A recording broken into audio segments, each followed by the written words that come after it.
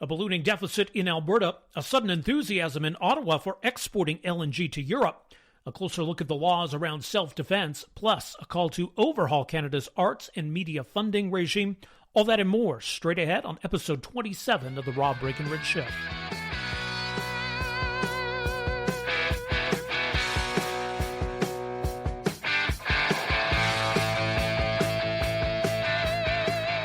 Greetings, friends, and welcome aboard. This is the Rob Breakenridge Show. Thank you so much for being with us. A lot to get to on this episode of the podcast. Coming up later, a couple of interviews, a couple of different Peters for you. Coming up later, we'll be joined by University of Alberta law professor and Edmonton-based criminal defense attorney Peter Sankoff.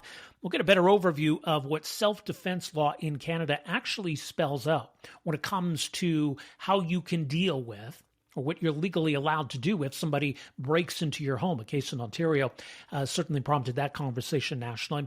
Later on as well, Peter Menzies of the Macdonald-Laurier Institute, an interesting new paper he put out this week on an issue that's certainly getting more attention in Ottawa these days, the whole future of the focus of Canada's arts and media funding. We've got all kinds of different funding agencies, all kinds of different regulations that all speak to the need to promote and support Canadian content, which now I guess includes Canadian news in some respects.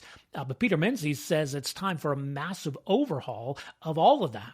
We'll get to that coming up later on. A couple of important news items I wanted to get to off the top, though, in this episode. And the first concerns Alberta's finances. On Thursday, Alberta Finance Minister Nate Horner announced the first quarter fiscal update. And things have really taken a turn for the ugly in Alberta.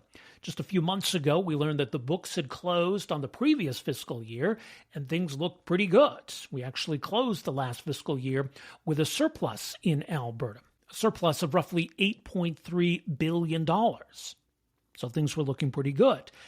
Unfortunately, though, the current fiscal year is looking anything but rosy, and based on the announcement Thursday, the picture is in fact worsening.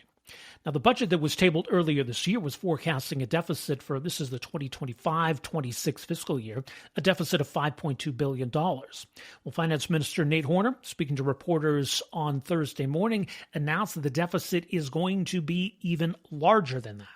This calendar year alone, we've seen oil prices fall as low as $57 U.S. per barrel and reach as high as $80. This volatility, in conjunction with the ongoing trade conflict with our largest trading partner, has significantly affected our revenue. As a result of this volatility, we are now forecasting a $6.5 billion deficit, our first deficit in 5 years. That's $1.3 billion more than what we projected when we released Budget 2025 in February.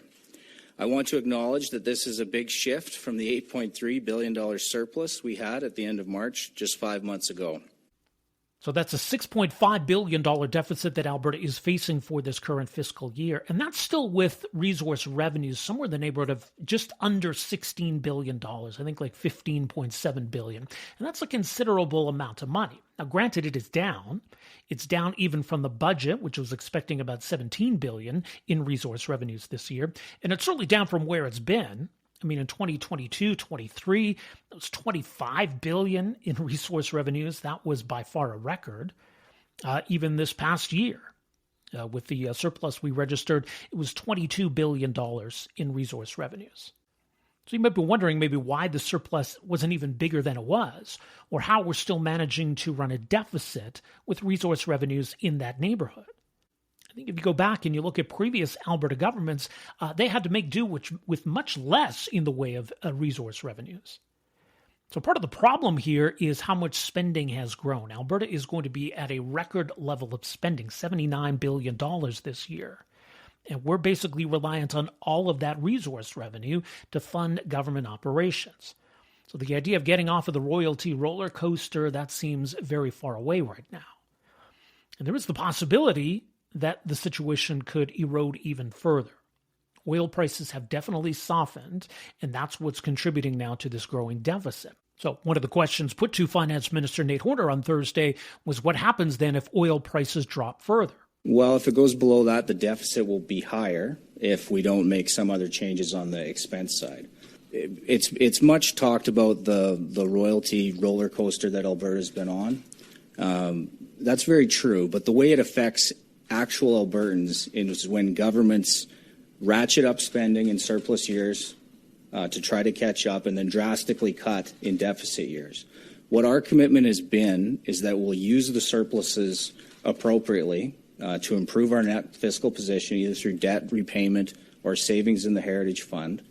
And by managing the surpluses appropriately, we can weather some of these deficit cycles. I don't want to immediately match our spending when oil's at $80, and likewise right now, I'm not going to bring down our spending to match $63. So we are going to have to weather some of this, but I think the fiscal rules will help us. Back to your original question, we have Budget 26 deliberations upcoming this fall. We also have a program review committee that's going to look at the existing budgets of all ministries. We're going to look for opportunities and efficiencies. I think Alberta can't afford to be an outlier in many places. We are one when it comes to taxation, and that's the one place we'd like to protect. But we're going to look at everything. So look, this is going to need to be addressed. I mean, we've seen it before in Alberta where governments try to have it both ways. You keep taxes low, you keep spending high, and then all that resource revenue just kind of comes to the rescue and it bridges that gap. But that also leaves us exposed. So one way to address all of this would be to rein in spending. Do we need to be spending as much as we are? And I guess there's the other side too, which would be to look at revenues. I think that's something the government is far more reluctant to do. But in the meantime, can we just carry on this way? Now, maybe those revenues will bounce back at some point and we'll be back into surplus territory and everything will be hunky-dory. But clearly there's more going on here. Right, and especially if we want to get into a situation where we don't have to rely on those revenues as much, or we really want to start to build up our savings, maybe we need a different kind of structure. And for now, the minister implying that, look, maybe all options should be on the table. Clearly, they would prefer to focus more so on the spending side. And I mean, if that's what Albertans want, then okay, so be it. But it was interesting that the minister was asked the question, if everything is on the table, does that include revenue? Does that include taxes? And he didn't exactly shut the door on that. Well, it's always a consideration for government, but I would say from our government, we have a strong commitment and belief that we really need to, look under every stone on the spending side and ensure we've done that work before we come back to Albertans and ask for more revenue on large-scale revenue reform. That hasn't stopped us from looking at revenue. You might have saw the data center announcement from yesterday where we saw that we wanted to ensure that Albertans got a fair deal if those investments do come to pass, and thought that it maybe didn't totally align with our tax structure. So we ensured that there was a levy that will be applied. So opportunities like that exist. Larger scale revenue reform. This government wants to make sure we have spending in a place we're comfortable before we have that conversation. Okay, so that's the latest on Alberta's finances. Finance Minister Nate Horner speaking with reporters Thursday as he announced the first quarter fiscal update, an eroding of Alberta's fiscal situation and a growing deficit for the current fiscal year, now standing at an expected $6.5 billion. Okay, and the other bit of news this week, and it's certainly something that I think Alberta is keenly interested in, but something that could certainly have national implications as well. And it concerns some of the major projects the federal government is looking at pressing ahead with under Bill C-5, and in particular whether that would include energy, or I guess more specifically LNG exports, liquefied natural gas. Now, this is something that the Alberta government has been pushing for, the opposition Conservatives have been pushing for, and others as well. And to be sure, we're finally now catching up on LNG exports, but that's all happening on the West Coast. LNG Canada is now up and running. There's a possibility to expand that even further. There's some other projects in the works as well, but that's, again, primarily the West Coast for export to Asia. What about the idea of exporting to Europe? Is that something that makes sense? Is that something that Canada should prioritize? Well, certainly under the Trudeau government, that was not something that was prioritized. Now, again, there may be other factors involved in what's happening with LNG in Canada or where we're focused when it comes to export capacity. But there seems to be a big shift. So part of this conversation is about these major projects, and the Prime Minister signaling that this could include new port infrastructure, expanding the Port of Montreal, and new port infrastructure in Churchill, Manitoba, with access then obviously to Hudson Bay. Now, the Prime Minister was in Germany this week, as was his Energy and Natural Resources Minister. And there were some very interesting comments I wanted to share from Tim Hodgson, the minister, with regard to LNG exports and specifically the interest in Germany. And make no mistake, the minister says there is definitely interest in Germany in purchasing Canadian LNG. What we heard loud and clear from German LNG buyers and LNG users is they believe there is demand and they want to buy our products. What we heard very clearly from a number of German LNG buyers and users and from the German government is while they believe natural gas is a transition fuel, what they have come to realize over the last several years, given the geopolitical uncertainty, given the rapidly increasing demand for electricity, partially driven by the AI revolution, is that they will need more of that transition fuel than they thought a few years ago. They will need materially more than they thought a few years ago. And they will need it for longer than they believed a few years ago. That was a message we heard consistently from German buyers of LNG and users of LNG and from the German government. We had 4 different Canadian LNG projects that are at various stages of commercial operation over here. All of them were receiving the same message from Germans. So in my experience, the best way to tell whether there's demand for something is to talk to the customers. The customers are saying there's demand.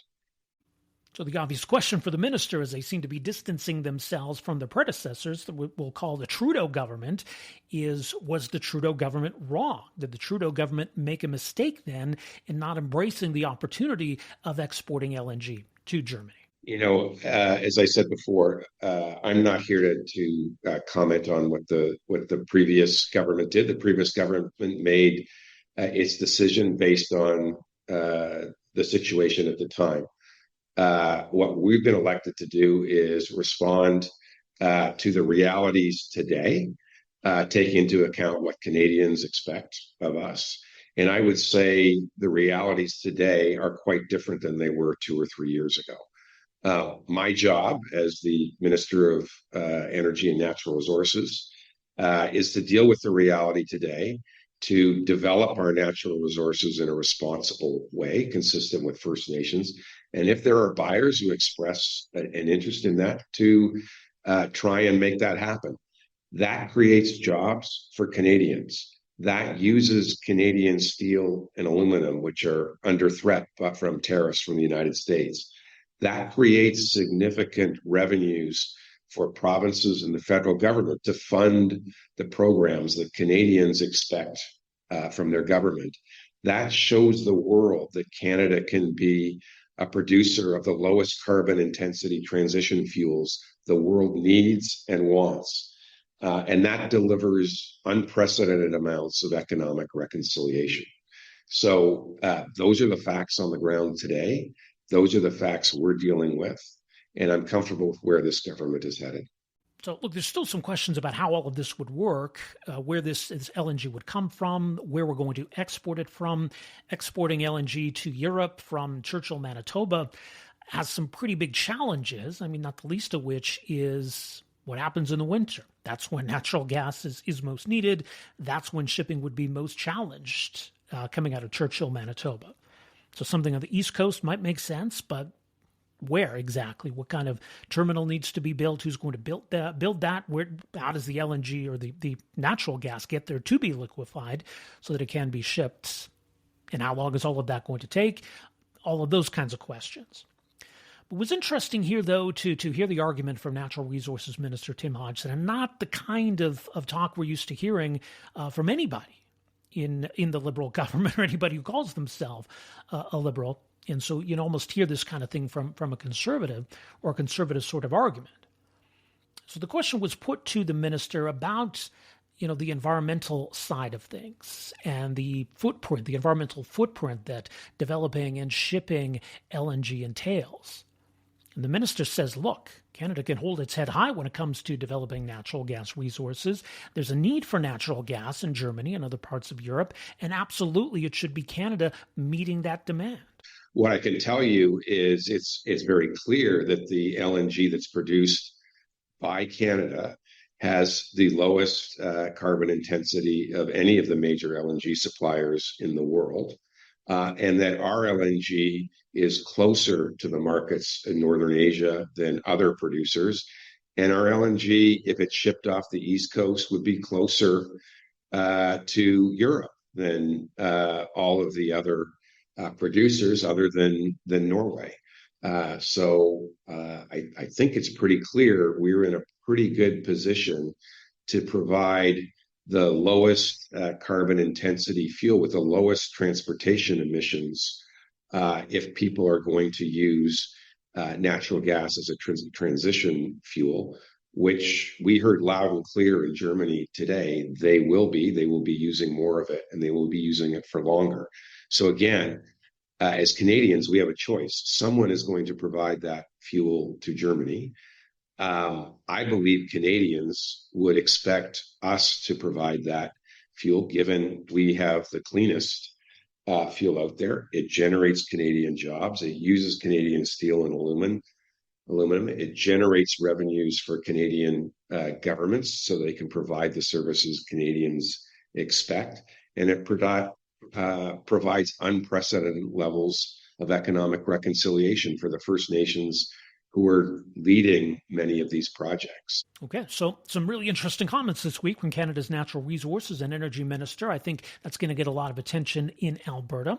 I think a favorable reaction in Alberta to those comments. But really what matters is going to be in the follow-through. And like I alluded to, there's a lot of questions about how this is all going to work in practice, what it would take to actually export meaningful amounts of liquefied natural gas to Europe or to Germany specifically. But it's encouraging to see that the government's overall focus around the value of this sort of thing is definitely changing. So we'll await some further announcements from the Prime Minister. Listen, a lot to get to on this podcast. Coming up in a moment, we'll revisit one of the issues we talked about on the last podcast, the whole question of self-defense and what the law says in Canada about what you can legally do in response to somebody breaking into your home. Now, there's a case in Ontario that's highlighted a lot of attention around this issue. Now, still a lot we don't know about this case, and I think it's very important in understanding the context of what happened or why police decided to lay charges. But it is a situation where both the intruder and the homeowner are facing charges based on what's happened. And like I said, it's had a lot of reaction right across the country around an issue that I think is pretty near and dear to a lot of people's hearts, right? The whole idea that what can I do to defend myself or defend my family if I confront or suddenly find an intruder in my home? So we'll get some legal insight. Peter Sankoff, criminal defense attorney in Edmonton, professor of law at the University of Alberta. We'll get his perspective on all of this. That's coming up next on the Rob Breakenridge Show.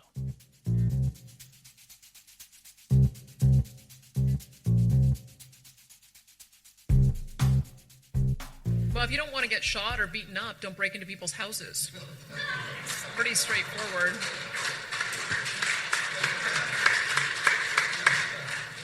We had a similar incident in Alberta where somebody defended themselves, and they determined that there was not a reasonable likelihood of conviction, because we do expect that people are going to use a reasonable use of force to defend themselves and their families, and I support that. All right, that was Alberta Premier Danielle Smith last week, and we played that clip for you on the last podcast when we talked about this case, but weighing in on the debate around self-defense and an incident that occurred in Ontario and a case that has prompted a national conversation around self-defense. So Danielle Smith weighed in on it, Ontario's Premier weighed in on it, Conservative leader Pierre Poilievre weighed in on it, and many others. And I think understandably so, because it is something that I think people think about, the kind of a situation people dread. The idea that not only is your home going to be broken into, but that it would happen when you were at home, your family was at home, or your kids are at home. What are you supposed to do in that situation? And are you allowed to defend yourself? I mean, you are. It's pretty clear in the criminal code that you do have self-defense rights. But clearly there are lines to that, or limits to that. And I guess what's confusing or frustrating about this case in Ontario is that police decided that the homeowner crossed a line. But it's still unclear exactly why they feel that way or how they made that determination. But what we know is that there was some kind of attempted break-in or home invasion. And we have an intruder that's been charged, and we have a homeowner that's been charged. And the idea that a homeowner, the victim of a break-in, would be charged is what's got people so focused on this case. I wrote a piece that you can find at our website, robbreakenridge.ca, outlining some of the concerns here because we don't know what happened. I think we need to know what happened because I don't think it's helpful to have doubt or confusion amongst people as they think about maybe how they might deal with this situation. And I mean, look, is it something that happens frequently in this country? I think Canada's a relatively safe country, but look, break-in-enters do happen. And they do happen when people are at home. So yes, I think it is not helpful to have people unsure or doubtful as to what to do in that situation. And that doubt or hesitation could have some potentially dangerous consequences. But still, it is an ongoing investigation. And so everybody seems to be kind of tight-lipped about what happened. Some court documents are shedding some light on what happened. So let me just give you the latest as we know it's on Thursday. And this is from the National Post. A man who allegedly broke into a Lindsay, Ontario apartment, leading to a fight that resulted in charges against both him and the resident, was armed with a crossbow during the incident, according to court records. He was also on probation from previous charges. Michael Breen, 41 years old, of Lindsay, was already wanted by police at the time of the incident for unrelated offenses. He has since been charged with possession of a weapon for dangerous purpose, breaking, entering, and theft, mischief under $5,000, and failure to comply with probation. Court documents filed in the case say he destroyed a window and screen to gain access to the home of Jeremy Macdonald, and that he was armed with a crossbow at the time. Now, Macdonald has been charged with aggravated assault and assault with a weapon. Court documents filed last week say he did endanger the life of Breen. The charge sheet alleges that Macdonald used a knife, and the injuries were pretty serious. A police statement says it was an altercation inside the apartment. The intruder received serious life-threatening injuries as a result of that altercation. Now, one other element to this story in a report from CBC also suggests that maybe these two might have known each other in some capacity. It doesn't take away the defense of self-defense. It just adds another complicating layer to this story. So there are pieces of this that are starting to come together, but still a lot we don't know about what went down here. And again, that central question of why police feel this homeowner or the person in the home crossed the line in defending himself. So self-defense rights are spelled out in the criminal code. And so I think it's helpful to understand what that says, where there's some gray area, and maybe possibly how we could try to address that, if that's even possible. So joining us for some further perspective on all of this, I'm very pleased to welcome to the program here Peter Sankoff. He's lead counsel with Sankoff Criminal Law, also professor of the Faculty of Law at the University of Alberta. Much more at his website, petersankoff.com. Peter, so great to have you with us here. Welcome to the program. Happy to be here. It's tricky with this case in Ontario, and there's a lot that we don't know about this case. I know the CBC had a story this week about the intruder possibly being armed with a crossbow. Maybe there's some suggestion these two might have known each other. How important is it for us to know and to learn as much as we can about this case? So, I mean, jumping to conclusions is the lifeblood of many people in our today's society and also of politicians. As lawyers, we learn early on not to do that because especially in this area, there are certain things that are easy to determine and you can jump to whatever conclusions you like. But when you're dealing with something like self-defense, it is one of the most idiosyncratic defenses there is. It so much depends on the facts. And it's really easy to demonstrate that just with some basic examples. Everything is going to turn on the nature of what you know about the situation. And in this case, we don't know a lot. So I would, number one, just caution people before they jump to conclusions. Right. And that's the tricky thing. And obviously the lawyer for the guy who's been accused, he's going to be careful in anything he says. Clearly the police are very careful and tight-lipped when it comes to protecting their investigation. So it is difficult for people to get the information, even though there is a lot of obvious public interest in a case like this. That's right. And that's always the case. I mean, even where you have more information, it's really easy to jump to conclusions because you're missing some of the context about what was actually going on in that particular case. I mean, in this case, you can draw certain legitimate inferences from what we know, but the rest is just speculation. Like, for example, from the bits of stuff that we've heard, the most significant part of that today was the idea that they knew each other. And once they knew each other, it changes the context of the encounter dramatically. It does that because now we need to understand what that relationship was. And that doesn't, just to be clear, I'm not saying that the fact they knew each other is definitive, that it was or wasn't self-defense, like none of that. But I'm just saying that it raises more questions about what happened. Mm-hmm. And it certainly raises more questions about how the defense would be applied if this actually goes to a full-blown criminal trial. And I guess that's the issue of self-defense. And I think, people are making note of the fact that the police decided to lay a charge here. And obviously they saw something that crossed the line. But we look at the defense as it's laid out, I guess it's Section 34 of the Criminal Code. Mm-hmm. I mean, does it fall to police to make that determination? Is that something the Crown determines? Or is that meant to be an argument that's presented at trial? So that's going to be determined on a case-by-case basis. But I will start by saying this. It is just not true that the police lay charges every time there's a self-defense type scenario. Nor is it true that they always lay charges in a scenario where someone dies. I've seen that not result in charges before. And I guess part of the question here is do we trust what the police have done?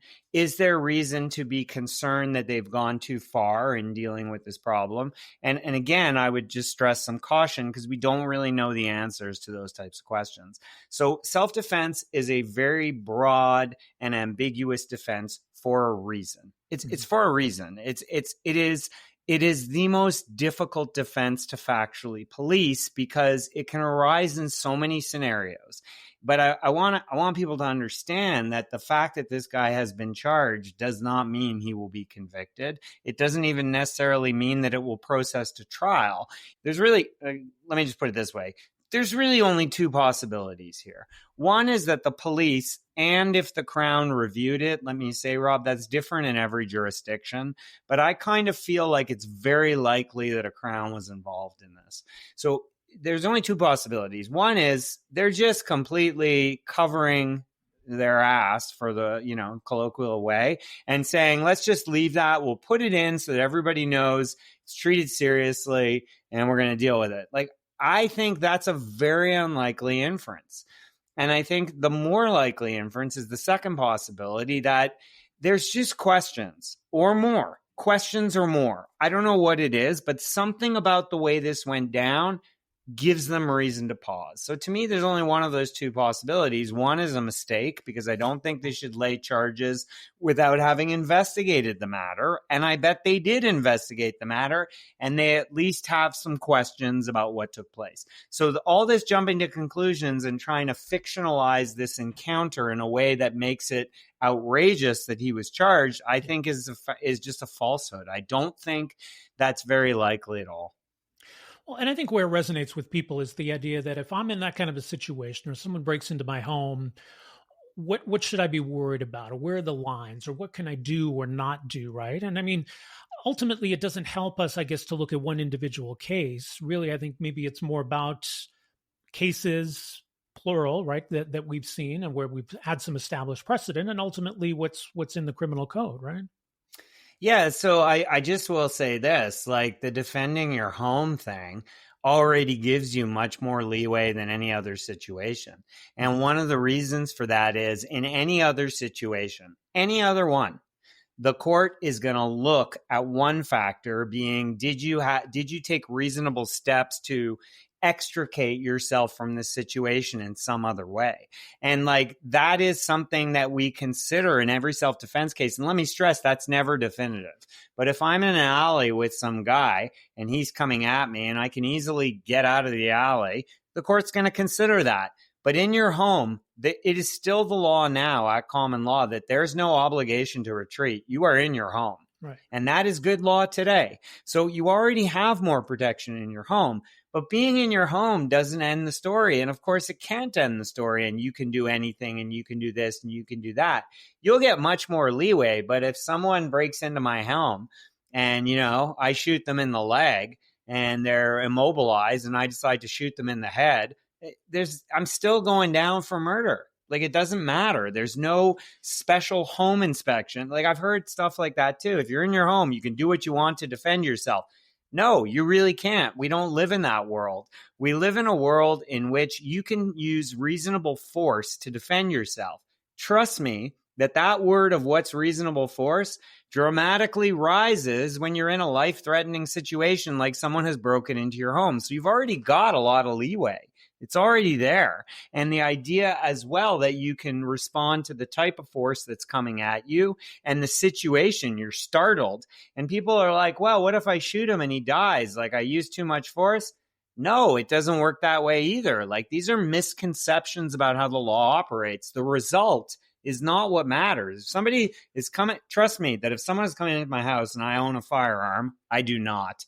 But if somebody comes into my house, right, and I hear them coming up the stairs and I have no idea what they're doing, I don't have to wait to figure it out. It's not my problem. And if I shoot them and I shoot to put them down in some way and they die, I promise you I'm not going to spend a day in jail for that event.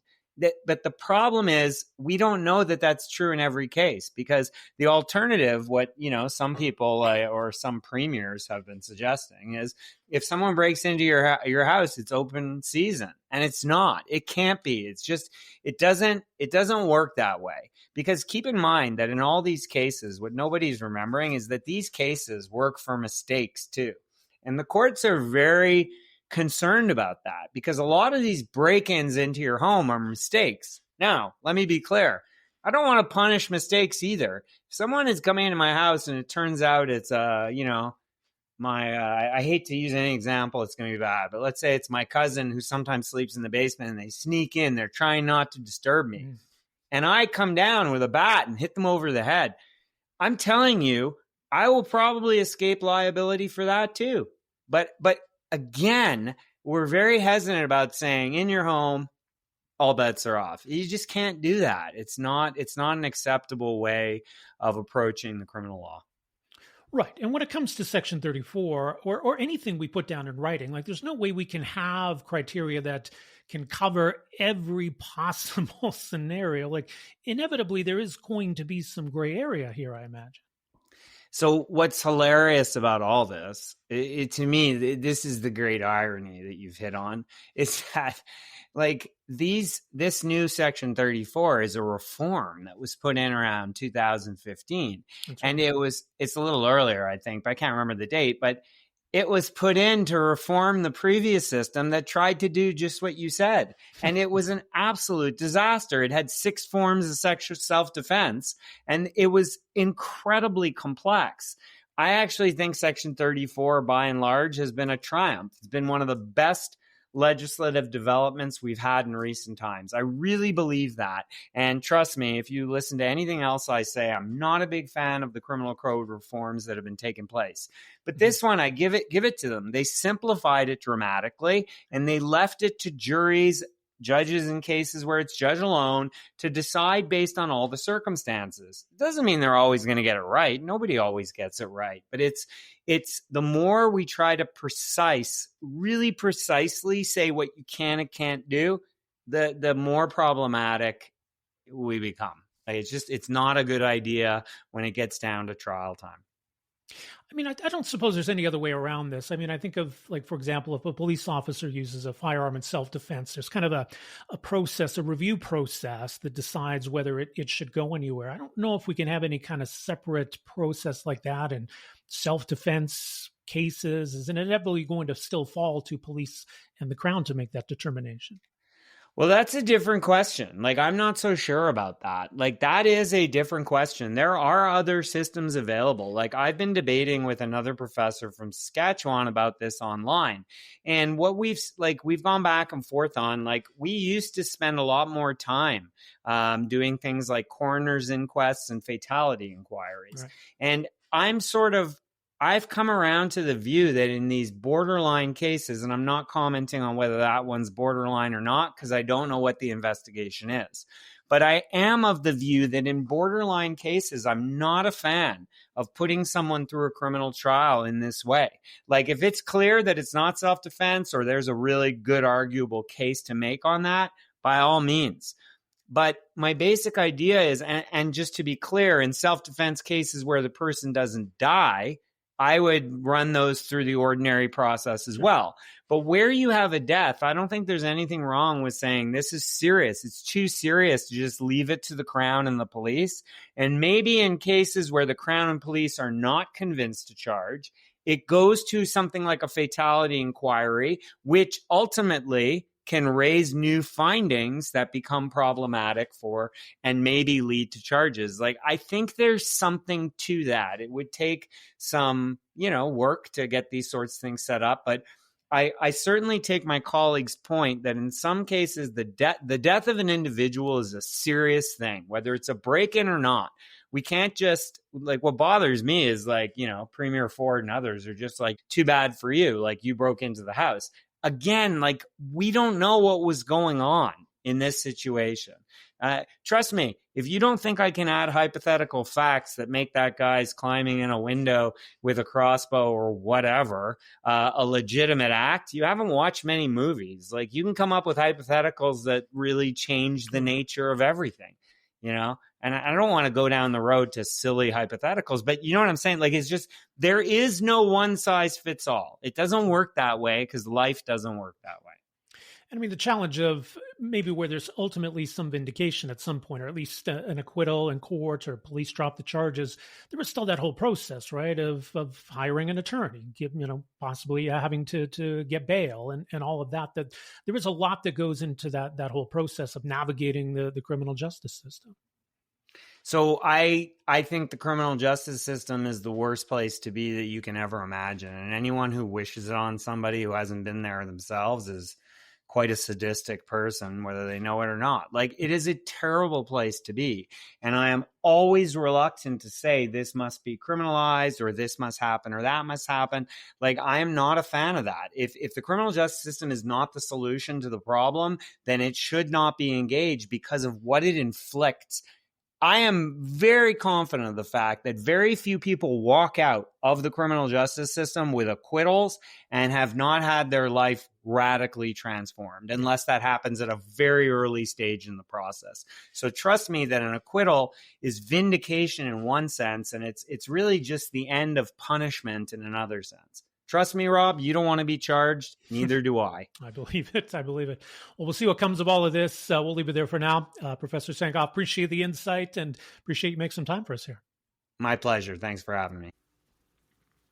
And once again, that was Peter Sankoff, lead counsel at Sankoff Criminal Law in Edmonton, professor of the Faculty of Law at the University of Alberta. PeterSankoff.com is his website. So we'll see what transpires with this case as it makes its way through the system, whether these charges stay as it pertains to the homeowner, the guy who was at home, was the victim of this burglary. Then there's the other side, the charges against the burglar and the very serious or life-threatening injuries that he suffered, because yes, if he dies, then that adds a whole other layer of complexity, legal complexity to this case, and, would compound the tragedy. I mean, I think it's fair to say that as well. As much as this individual is at least accused of criminal activity, and apparently with a past of criminal activity, a death is still a death. So, like I said, we'll see where this case goes. Okay, coming up in just a moment, we're going to take a look at an interesting new paper out this week from the Macdonald-Laurier Institute calling for a massive overhaul of Canada's cultural and media policy, right? We've got the CRTC, the CBC, the National Film Board, these institutions that go back decades and every year, of course, gobble up millions of dollars. We've got new legislative policy like the Online News Act and the Online Streaming Act that are trying to apply this old model to the new digital world. Now, what are we getting from all of this? Peter Menzies, he was a vice chair of the CRTC, he was in the media industry, of course, as well. He's a senior fellow at the Macdonald-Laurier Institute, and he's written a new paper calling for an overhaul of all of this, a new approach to arts and media policy in Canada. So we'll get into those issues with him in just a moment. You're listening to The Rob Breakenridge Show.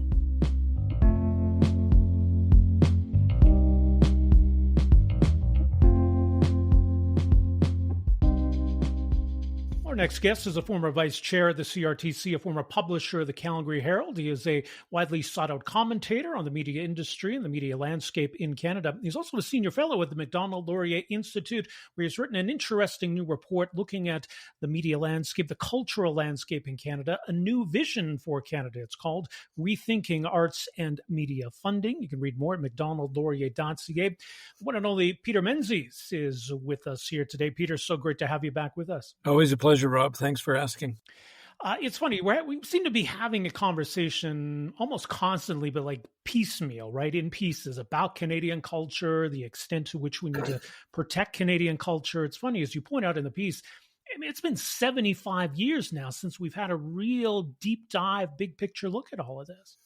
Yeah, I think, I was having a conversation earlier with somebody else, and one of the themes that's gone through the last decade or so, maybe a little bit longer, but it's more apparent in the last 10, 11 years, is how Canada is struggling to understand what's happened with the digital age, right? That how fundamentally the World Wide Web and the internet has changed society and the whole tech wave. So all of our institutions, like the CRTC, et cetera, are still stuck in the 20th century in that sense. And this is a very different world, right, from the Massey Commission, which you noted, which is the sort of genesis of the Canadian cultural framework, government cultural framework. I should be clear on that because there is culture beyond government. It goes back for a very long time, and it's been added on to. It's kind of like a house that you're constantly renovating and putting additions on and that sort of stuff. And this paper sort of says, it's probably time for a whole new house. That doesn't mean tearing things down. It means building something new that's a better fit for the 21st century, and that helps us maintain our culture and not be overwhelmed by cheap American product. Right. So would that be a commission? Like, do we need another Massey Commission, something similar to it? I think that's probably the only tool we have at the moment. I mean, you don't need to create an entirely new royal commission. People haven't, used royal commissions for quite some time, but you could do some sort of very broad-based consultation. And the tricky part with that is, of course, is that you're going to get people who do very well by the status quo, who will show up and they will be afraid of change and they won't want change. And I think that you need some real leadership from government and other cultural leaders to get around that and say, hey, look, we need to talk about some of these things. I mean, one example, I know it's controversial, and I should say from the outset that we do need to protect the French language in Canada in terms of that. But the funding formula for most of these is 2/3 English, 1/3 French. That goes back to a time when about 1/3 of Canadians spoke French in the home. It's now 20%. Now, Trudeau suggested that we should change the funding so it was 40% French, not just 33% French. But we need to talk about that because, I mean, how fair is that, right? Is that fair? Is it appropriate? There are all kinds of third languages, unofficial languages now going around too. Do we fund that or not? I mean, we need to be able to have grown-up discussions about these sorts of things. In terms of like the aim or the objective of all of these regulations and funds and agencies, so much of which was born from the Massey Commission, do we have a clear sense of what those aims and objectives and purposes are, or do we need to even rethink what they should be or what success of all of these endeavors looks like? Well, I think we need to. I think the aims, as they're stated, are generally fine. That we want to be able to promote. We want Canadians to understand Canada. We want Canadians to know Canada's story, Canada's histories. They want them to be able to see that in film and television and other popular media. We want people to understand that in this country we have crown attorneys. We have a Court of King's Bench. We don't have district attorneys, right? We don't have, you cannot plead the fifth in Canada. You hear people use these phrases all the time these days, and it's because they watch too much American television and there's no Canadian television going on with that. And that is, I think it sounds simplistic, but it's a pretty good example of how you lose your culture. You start saying y'all in your tweets and stuff like that, and these Americanisms. But I think the big thing is that we need to focus on the outcomes, not just the aspirations. And the aspirations that's easy to say, but we have a system that I think it measures its success basically on how much money it gathers and how much it redistributes, and how many members of the Writers Guild had jobs last year, and how many members of ACTRA and that sort of stuff, when it should be measured on how many Canadians engaged with. I'm not saying those things are bad, but the measure needs to be, are Canadians becoming more familiar with their country and its history? And are they, more knowledgeable? Are they more prideful? Are they ashamed? And I don't care whatever it is, but do they have thoughts on it other than, I'd say a very widespread view these days is CanCon sucks. I want to watch, I want to watch U.S. college football. Let me do it. Let me go Notre Dame and all that sort of stuff. Like those are real depreciations of Canadian culture, in my view. Well, yeah, I do think, that maybe Canadians feel a disconnect with what's being served up as Canadian content. And, I think the idea of learning our history, taking pride in our history, pride in our country, I don't know. I mean, has that become kind of unfashionable in the culture industry? Yeah, well, it might have been, right? Like, I mean, you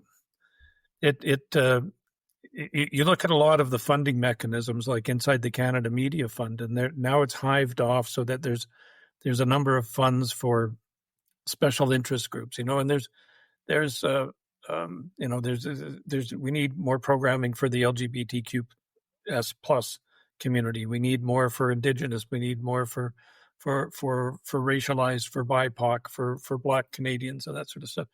All of those things, those are sound aspirations. You want everybody to feel part of society, but there's no need to be ghettoizing those items into those. What you're doing is you're creating niches, and when you start creating niches, you just fragment the viewer base. So, sort of if you're gay, you're supposed to go and watch the LGBTQ stuff. I'm not sure that even most gay people are, unaware of the fact that, no, I just like to watch a good TV program or a good movie sort of thing. So I think we need to talk about that sort of stuff, because it just becomes fragmented in its ways for people who are employed in those sectors to have work and have funding. But I'm not sure it gives us the outcomes we're looking for. In terms of how the news media fits in, right? This used to be about making sure we heard Canadian songs on the radio, or there were Canadian sitcoms to watch, or Canadian movies to watch. Maybe it was taken for granted that we would always just go back to the Canadian newspaper or the Canadian, the 6 o'clock news. Now that the news media, journalism itself has kind of become threatened through a variety of circumstances, has it become a part of this mix then? Yeah, it very much is. I mean, right now we're providing a lot of subsidies for newspapers, as we still call them, even though they're primarily online entities. Right. Which I think is an example of a sort of 19th and 20th century institution that still hasn't adapted to the 21st century. And what we're doing is we're subsidizing business models that no longer work. That doesn't mean that news shouldn't be produced and distributed, or that journalism doesn't have value, but it does maybe mean that the horse that it rode for a while is just an old nag now, and we kind of need a fresh horse. So we need to work on how do we create new vehicles? How do we connect? I mean, podcasts are one. Like there were no podcasts. Maybe there were 10 years ago, but there certainly weren't 20 years ago. And to me, that's really replaced so much of what you used to do, right? News talk radio, right? There's still a fair bit of news talk radio, but it's not like it used to be. And there's so much fragmentation in terms of that. I was looking at some stats the other day. I mean, the radio business just keeps getting smaller and smaller. It will survive as long as people are driving to and from work, I think. But more and more people, I think, as they get more and more modern vehicles, are just listening to podcasts as they sit in traffic. And so what do? Do we subsidize the old models, radio, which the CRTC is doing, or do we try to clear the track for podcasts? Right. So do we subsidize the past, or do we encourage the innovation we need for the future? Right. Well, it's almost like we're trying to impose the past on the present and the future. The past, where there were only so many spots on the TV dial or the radio dial, where it was easier to impose regulations. The digital world's a whole different beast, isn't it? Oh, for sure. I mean, the broadcasting world spectrum is a limited resource, right? So there is a reason for the government to be involved and that sort of stuff, because it was a public asset and it's a limited resource, so it needs to be managed, et cetera, et cetera. But the online world is entirely different. But so much of what we've been trying to do with the Online Streaming Act, Online News Act, and that sort of stuff is take the 21st century and stuff it into these structures that were built for the 20th century. And that's what I'm trying to get at in that paper, too, where it comes to arts and culture and that sort of stuff. Like, we need to, it's actually really important right now. I think it should be a good time for Canadians to think now that, that Donald Trump has been saying you could be the 51st state. He stopped calling our prime minister a governor for the time being, but you would think Canadians would say, okay, what can we do? Like, why do our domestic sports leagues have to actually pay our broadcasters to get on TV? And why do they prefer to just buy cheap? I can watch any number of U.S. women's college basketball games on Sportsnet and TSN, for instance, but I don't know if they have ever shown a Canadian women's college basketball game, right? There's something really wrong with that, like at its core. And the reason is that they don't want to spend any money producing the Canadian product when they can buy the American product for basically pennies on the dollar and just fill their subscription, fill their programming with it. That's wrong. It happens. There's similar things happen all across the board. And as long as that's allowed to continue, we're just going to be kind of a cultural annex of the U.S. Right. And at least Puerto Rico has its own language. Well, I guess we do French, but yeah. You do talk about in your piece two pretty big and important institutions in all of this, which we've alluded to here already, the CRTC and the CBC. And I think still they both have relevance. They both have a role to play. But you talk about really rethinking and overhauling both of their mandates. Yeah, the CBC is interesting because if it's going to serve, the Prime Minister's talked about how he'd like to have its funding levels the same as they have in Britain and Germany and other public, but it's still kind of a quasi-commercial outfit to it. It's a two-headed monster in terms of that. But there's a real opportunity there for it to actually play the role of a public broadcaster. Like I mentioned, sports, and you don't see Canadian college sports, or you don't even see, things like the new Women's Soccer League or the new Women's Hockey League or the Canadian Premier Soccer League or the Elite Basketball League. They had their championships last week. The CBC should be able to be showing all that stuff, right? It should be that if it has a role to play, at least give those folks a chance to establish their audiences, give them the exposure they need to grow, rather than sort of competing with TSN and Sportsnet, which are largely American content. That should be at the core of the CBC. So if you're going to fund it, at least make it useful, right? Like to their credit, they show a great deal of Canadian content, but they shouldn't be out there, behaving like a commercial company and charging some of these folks to basically do what we're already paying the CBC to do. Right. So it's more about filling a void as opposed to competing with or undermining private industry. Absolutely. Yeah. I mean, that's kind of what it was formed for in the very first place. The CBC was to make sure that people, even in the 1920s, 1930s, NBC opened a station in Toronto, right? People were concerned that American content was which is pretty popular, and they do make a lot of great stuff. I mean, they're the world's entertainment and information leader in terms of that. So it's tough to compete with, but so you create institutions like that to make sure that there's something purely Canadian that you can go to. And if the CBC wants to be loved again, it could probably get back to its roots and start really, really promoting the country, not just promoting, as many people see it, just sort of the politics of one side of the country. As for the CRTC, I mean, it seems like folly, maybe, that the idea that the CRTC could somehow regulate Spotify and YouTube and all of these digital entities. What role does the CRTC still have moving forward, do you think? I actually think it's probably time that we kind of grandfathered the CRTC. I've thought this for some time. I think that we need to have an entirely new approach to how we regulate communications. I mean, some of the aspirations are fine, but watching the CRTC struggle with the Online Streaming Act, right, trying to bring companies inside the system when the Broadcasting Act says in order to be inside the system, you have to be Canadian owned and controlled, and none of these companies are Canadian owned and controlled, just illustrates how mixed up it gets. We should have a brand new Canadian Communications Commission, which at its heart is designed around regulatory issues regarding the internet. Free, how not interfering with the free flow of content. I mean, censorship is required, and certainly at some levels, and people are going to demand it for things like porn and that sort of stuff. But we have to understand that the heart of the communication system now is the digital world. It's not over-the-air broadcasting, and it's not cable. This is the future, and we need to go with it from there, and start building things that promote rather than protect. We tried to build walls around Canada for years and years and years. You could kind of do that when resources were limited.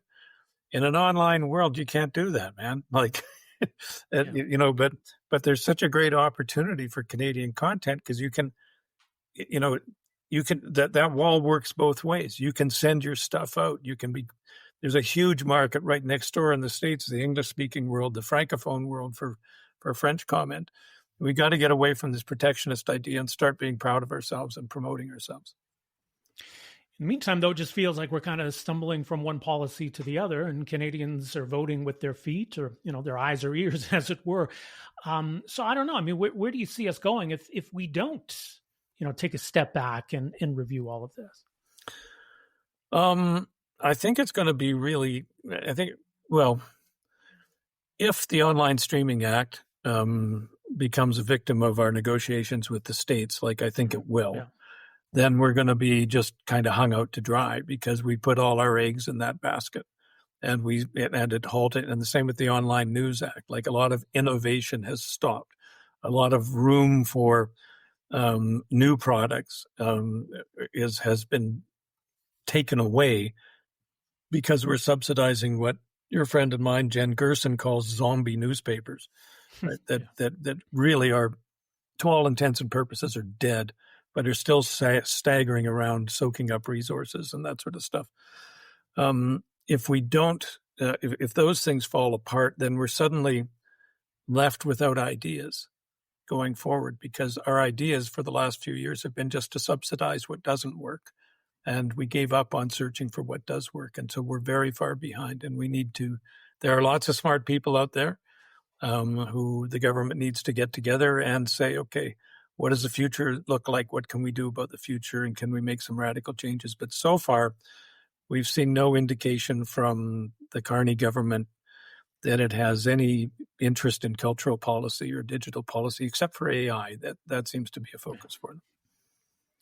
Well, the paper is up. It's online at Macdonald-Laurier.ca, a new vision for Canada, rethinking arts and media funding. Peter Menzies, appreciate the insights. As always, thank you so much for joining us here. Always a pleasure, Rob. Right, once again, that is Peter Menzies, Senior Fellow at the Macdonald-Laurier Institute. Of course, as mentioned, former Vice Chair of the CRTC, former publisher at the Calgary Herald. You can read his latest paper again at macdonaldlaurier.ca. Also, our thanks to Peter Sankoff from the University of Alberta and Sankoff Criminal Law, and some interesting insight on the whole question of self-defense law in Canada. That's where we will leave it for this episode of the Rob Breakenridge Show as we head into the Labor Day long weekend. No show on Tuesday. We'll be back with a new episode of the Rob Breakenridge Show on Friday, the 5th of September. Also, make sure to check out our other new podcast, The Line Alberta, alberta.readtheline.ca. We'll have a new episode of the Line Alberta podcast coming up on Wednesday, the 3rd of September.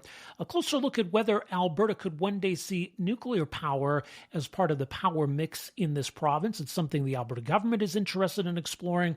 So we'll take a closer look at that on the next episode of the Line Alberta podcast. That comes out on Wednesday. Check that out at alberta.readtheline.ca. So that will do it for this episode of the Rob Breakenridge Show. Thanks again for joining us. Have yourselves a fantastic Labor Day weekend, and we will talk to you next week. Take care.